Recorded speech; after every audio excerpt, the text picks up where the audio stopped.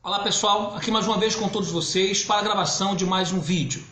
Hoje eu quero falar sobre os filhos de bispos da Igreja Universal do Reino de Deus. Exatamente isto. E filhos de muitos pastores. Qual o comportamento deles? Qual a conduta deles? É uma conduta exemplar?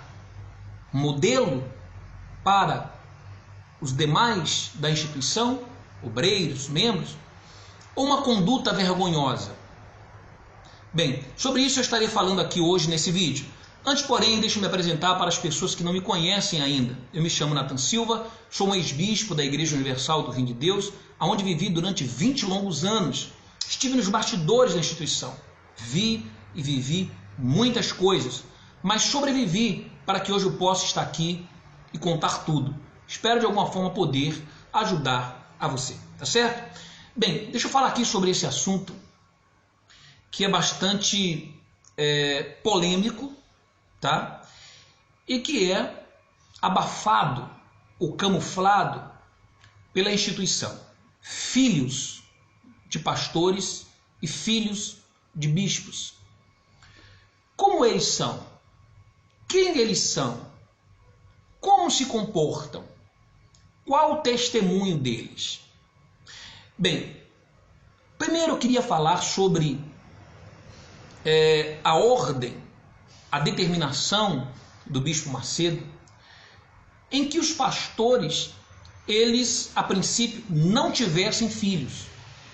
E para isto, era necessário que eles fizessem vasectomia, tá? Então os pastores na Igreja Universal do Reino de Deus, eles são obrigados a fazerem vasectomia. Tanto é que eu sou vasectomizado, tá? E não tenho filhos e nem posso tê-los, porque na época a instituição me obrigou a fazer vasectomia. E no dia em que eu fui fazer, mais 50 outros pastores foram juntos comigo. Por quê? Porque a igreja, ela pagava a um médico um pacote de 50 vasectomias. O pastor não pagava, tá? Essa foi a única coisa que durante todo o meu ministério eu não vi pastores pagarem, tirar do próprio bolso e pagar a vasectomia. Essa igreja pagava com toda alegria, com todo prazer, porque ela queria tornar os pastores estéreis, de maneira que não trouxessem mais gastos, despesas, tá, para a igreja. Por quê? Quanto mais filhos o pastor tem, mais a ajuda de custo dele tem que ser maior para suprir as necessidades da família, daquele tamanho, garantir a subsistência daquela família. A igreja economizava com passagens aéreas, quando esse pastor fosse transferido para outro estado, outro país, e se tivesse filhos, isso daria mais custos, tá? Tanto é que geralmente os pastores que têm mais filhos, dificilmente eles saem daquele estado. São aqueles que mais demoram naqueles estados. Às vezes ficam 10, 15, 20 anos sem saírem daquele estado, porque a igreja não quer gastar com passagens para aquele pastor. Enquanto uns, em um ano, mudam 3, 4 vezes de estado e até de país, outros ficam ali 20 anos, porque têm filhos e a igreja não quer gastar. Então o método que ela encontrou, através do senhor de Macedo, é vasectomizar. Tanto é que se vocês pegarem a ficha, tá, que foi publicada aí na internet, uma ficha atual, do pastor que foi morto lá em São Paulo com um tiro, foi assaltado e morto, você vai ver que nos dados ali tem 2 detalhes que talvez você não tenha observado, mas procure aí na internet que você vai ver. Na ficha tem 2 detalhes muito significantes. O primeiro deles está lá escrito vasectomizado. Por que isso? Porque consta na ficha do pastor se ele fez ou não vasectomia. Porque caso esse pastor não tenha feito vasectomia, então esse pastor ele vai sofrer algumas represárias, tá? Ele não vai pegar igrejas de porte grande, ele não vai ter não vai desfrutar de algumas regalias que a igreja oferece, porque ele não se submeteu. Por isso, é isso que caracteriza a obrigação. Ou você faz, ou então não quer fazer, não, tudo bem. mas vai constar aqui na sua ficha que você não é vasectomizado. Então veja que esse pastor que morreu assassinado, vejam na ficha dele, está lá escrito vasectomizado, certo? Muito bem. Você vai ver também uma outra parte assim amarela, perto da foto dele, que tem escrito lá sobre, como se fosse assim o histórico do mês, tá? O histórico daquele mês, ou seja, esse histórico do mês nada mais é do que os valores, tá? Que ele arrecada naquela igreja. Então, se são bons, se são ruins, se são satisfatórios para a igreja, se são insatisfatórios. Então, ali é puxar a ficha daquele pastor na hora de transferi-lo de um lugar para o outro, na hora de contemplá-lo ali com algum benefício ou tirar dele algum benefício, porque tem ali o relatório, tá? Está escrito assim, se não me engano, um relatório mensal, o histórico do mês. Veja lá, próxima foto está assim em amarelo clarinho, tá? Então, o bispo Macedo deu essa ordem de que fosse feita a vasectomia. E quando ele, posteriormente, viu que isso causou uma polêmica muito grande, então, para tentar minimizar o que ele fez, tá? Desculpa a força da expressão, tá? Dentre tantas merdas que ele já fez, dentre elas dizer que é a favor do aborto, dentre elas dizer que bebe cerveja sim, tá? Dentre elas chamar uma esposa de piolho no saco do marido. Ele, quando percebeu o que ele fez, ele tentou mudar isso. Como? Pegou os bispos, tá? Segundo ele, dirigido pelo Espírito Santo, e aí vocês vão ver que de direção do Espírito Santo não tem nada. Isso serve para aqueles que nos criticam, dizendo que nós estamos indo contra a direção do Espírito Santo. Eu vou provar aqui nesse vídeo que o bispo Macedo, ele não foi inspirado pelo Espírito Santo. Para mim, ele não é inspirado pelo Espírito Santo, não é dirigido pelo Espírito Santo, tá? E sim por um espírito de engano, tá certo? De engano. Porque quem engana as pessoas e leva essas pessoas ao engano, tem um espírito de engano.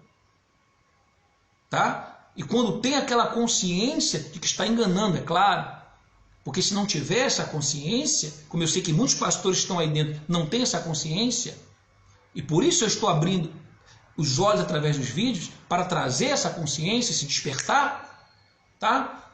Então, no caso do bispo Macedo, não, ele é consciente daquilo que ele tem feito, do engano. Então isso é um espírito de engano.